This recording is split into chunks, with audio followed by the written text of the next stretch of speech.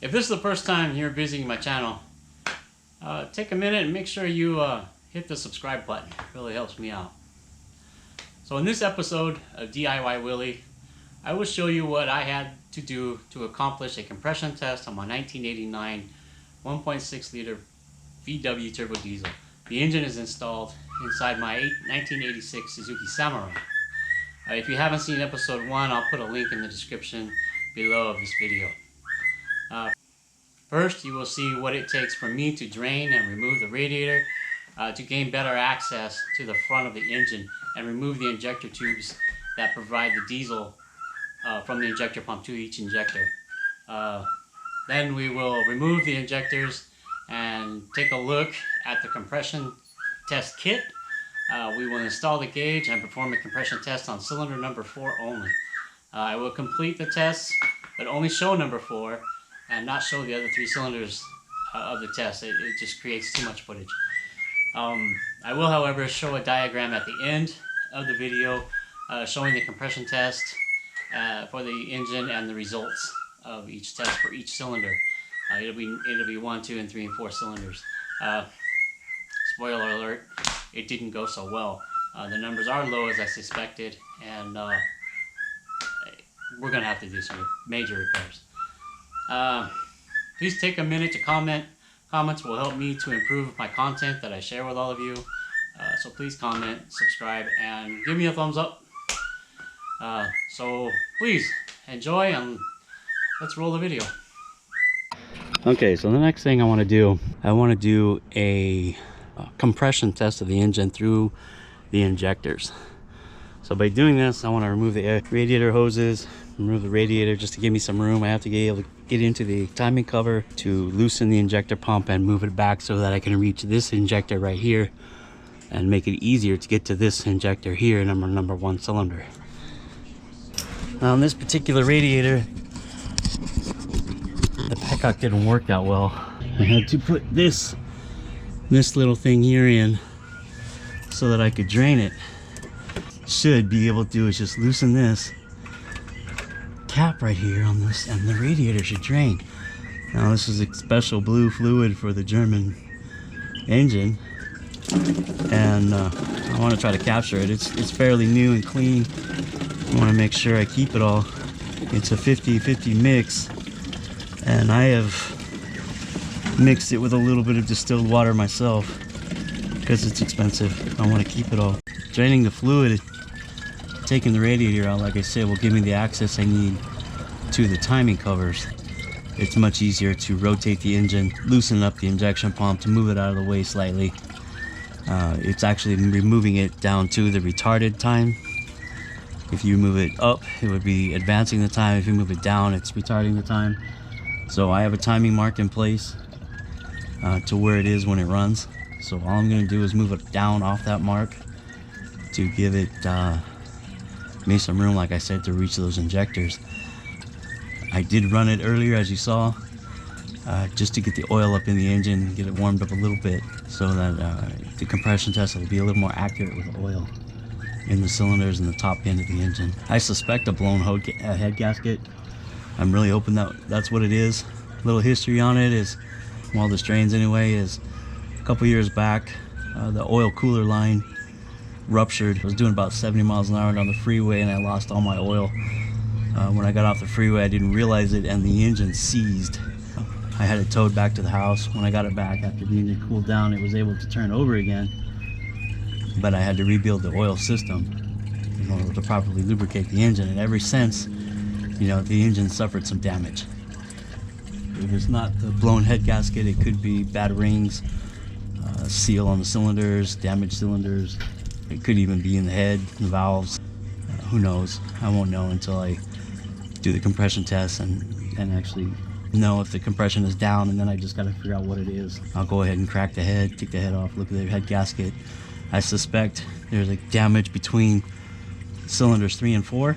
There's signs of oil coming out between the head and the block, between 3 and 4, right behind the injection. So I suspect that to be the culprit area. And from what I understand from reading online and looking into the videos, that is a common place for the head gasket to fail. However, as you can see, there's no oil in my water, in my radiator, and I have no water in my oil. So I think that's, to me, that's kind of odd. It's been a great little truck, a lot of good times with it.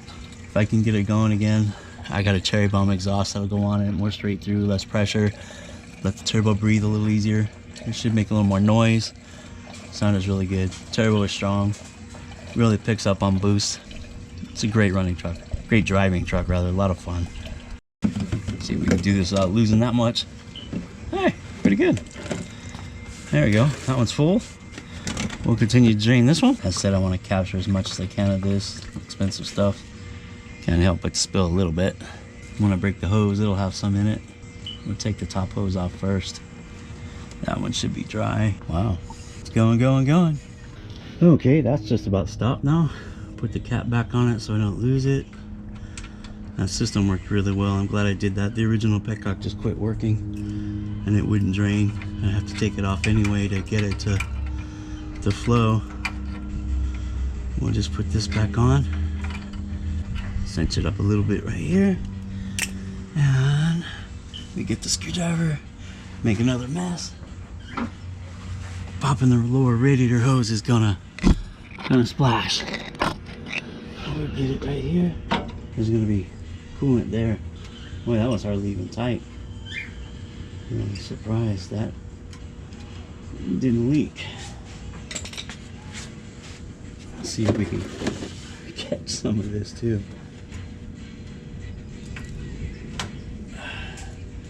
Get it to crack off of there. Try to minimize. Tastes really good. Oh, we got it for the most part.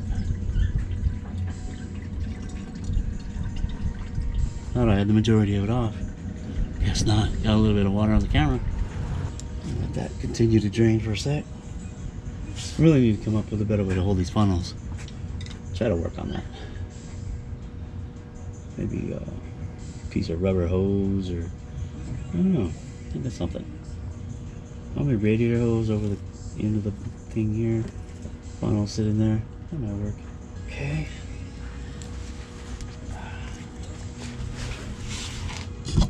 Now we'll take it. Get the upper radiator hose off.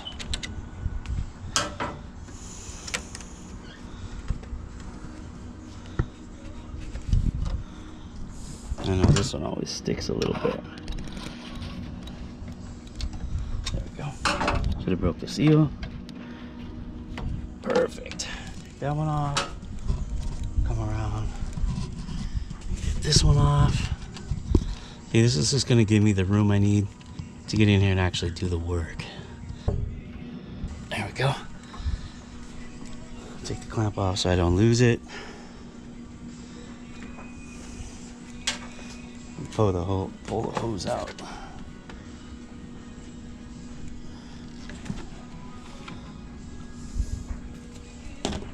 Now, I'll take this off. This goes to the breather. Again, making more room. Oh, I need to pop that. What do we do?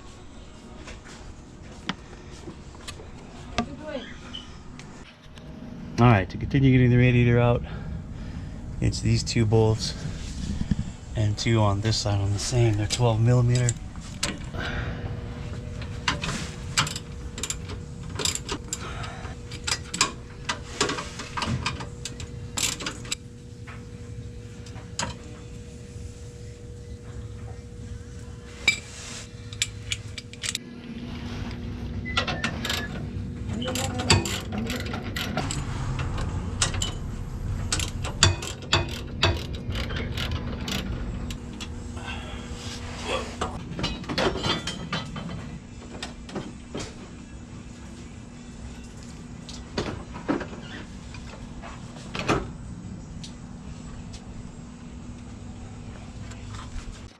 Okay, so we got the radiator out.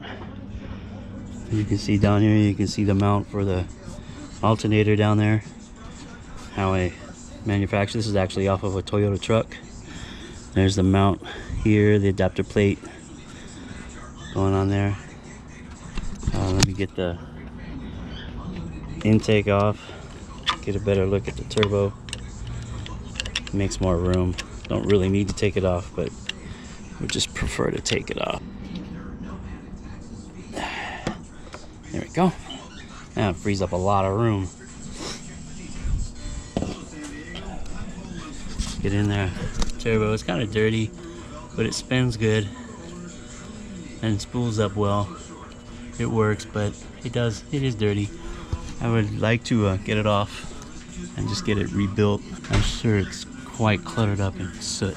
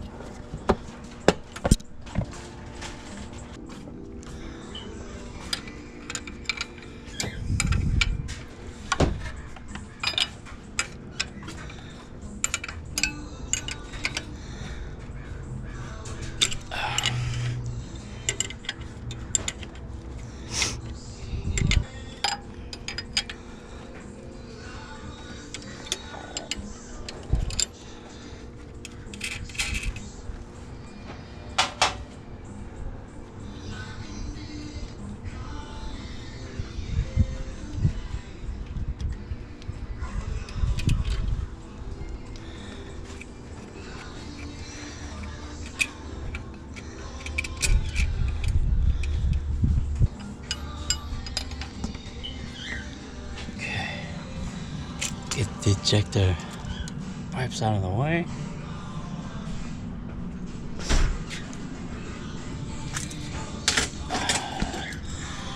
These actually work much like a distributor and plug wires.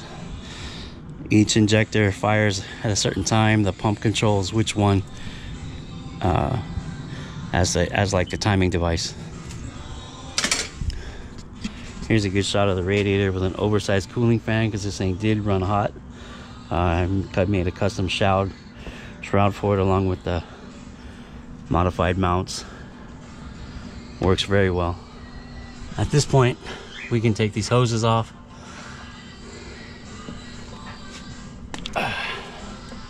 Pretty tight, they've been on there for a while. They were fairly new a couple years back. Quite a bit of diesel in there. That's fine, we'll let it go.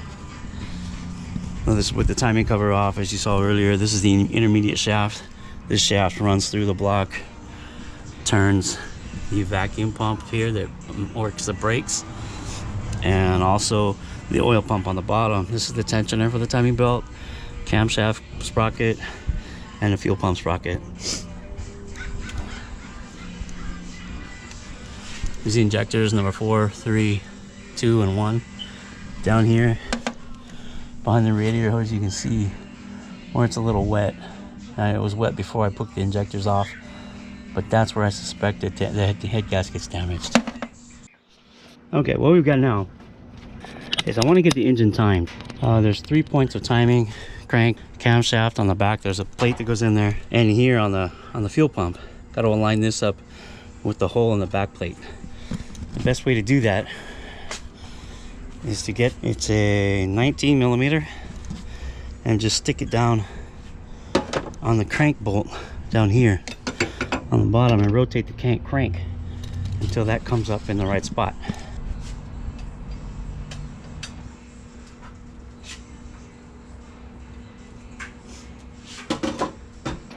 Now I have it in place. You can see by these bolts here and here are accessible. Here's where the alignment tool goes. The alignment tool comes from this little kit here. This is the one for the crank. I mean for the camshaft. Goes in the back, holds the crankshaft. This is the one for the injector pump. I also have some homemade ones here that I made. This is also for the camshaft. This is also for the injector pump. I actually trust this one a lot more than I do this one for some reason. But for this point, we'll use this one. And it just slips in here like that. And it holds the sprocket from turning anywhere. It's not really necessary for what we're doing today, but if we were to time the engine, we would definitely need that in place. This just shows that I have it in the correct orientation to get these bolts loose, to be able to rotate the injector pump down to get to these 2 injectors. See, we'll get that now.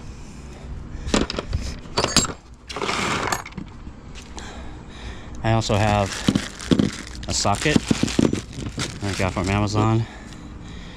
It's a 27mm injector socket. It's designed specifically for getting on the injectors. I've never actually done this, but we'll figure it out together. Fits on there like that, nice and snug. It's kind of tight to get in there with this piece here, but I'm not going to pull that off. That's where it's got an O-ring behind it, but it works. Goes in there. I'll have to figure out the best way to do this. I know it depends. You want to turn this way with the pressure going towards the block rather than this way with the pressure going away from the block, because it will get down in here and it will crack. See if you can see better from this side. It'll crack the head right in this area if the pressure is this way. You always want to try to push towards the block, not away from the block. So working on getting it number 4 first. Got it loose and it was a pain in the butt, but I'm slowly getting it turned out. First time I've ever done this. Let me know if there's a suggestion. I'll work at getting it out the rest of the way. Okay, here it comes.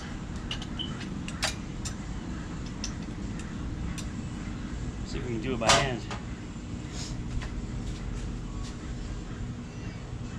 Yep, we can. Okay. Injector is out. I don't know what exactly I'm looking at. There's quite a bit of soot on it. Quite a bit of soot. I'll try to clean them up before I put them back in.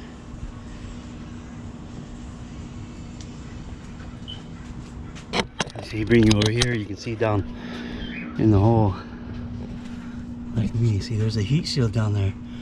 There's a lot. Oh man, look at that. That's quite a bit of garbage in there. Man, I hope we're all good. Okay, so now that I have the injector out, the hole is kind of cleaned up. I had to make an attachment to my vacuum so that I could get down inside there and get the dirt out. There's a lot of soot inside. No, that's the hole. You can see it there. There should be a heat shield down inside there. I'll have to get that out eventually. Over here is my Pittsburgh automotive diesel engine compression tester. I got it at Harbor Freight. Inside, open the box. I've had this open before. My hands, of course, are dirty. There's just a list of the parts by the number. Here's the instructions. I'm not that good with instructions, but if you go here,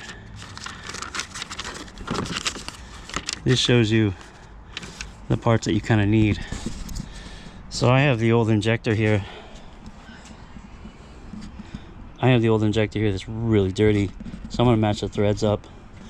This obviously doesn't match that. It does, however, match this adapter. So I'll take this adapter. I need one that goes to the gauge. This one goes into the back of the hole here, as you can see. You know what, let me put you down. So I have these two pieces. I'll put them together, tighten them up good, don't want any leaks. Now I believe that you need, according to the instructions here, you need a spacer. So I have a spacer and a copper washer. Copper washer goes on first, and then the spacer, and it comes up pretty flush, just like that is, right? So we'll come over here. I'm gonna put the spacer in the hole first. I'm gonna put the copper washer in the hole, and then I'm gonna put the adapter in.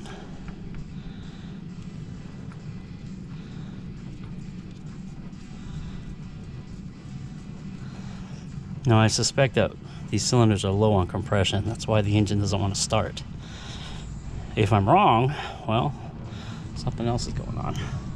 But we'll take the same socket that we removed the injector with.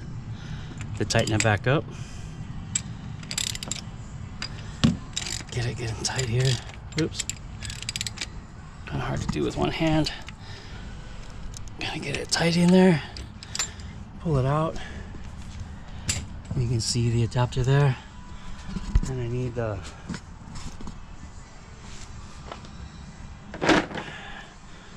the gauge. Here's the gauge. For Lee, we're looking for somewhere a little over 400 psi. See if we can get it attached here with one hand. Just clicks on like any other air fitting. There we go. That swivels. Okay, we got it down. I'm gonna give the motor some turns. See if we can get anything on there. Hopefully I got enough battery.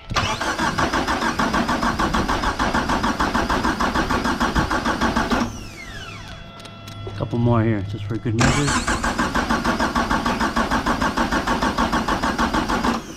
That seems to be it. So it looks like it's right around 350. I'll have to get to the owner's manual and see, the repair manual, and see if that's within acceptable measures. I don't really know. I know we're supposed to be over 400, but is 350 acceptable? Makes me wonder what the other cylinders are. Okay, I'll get back to you. I gotta find out.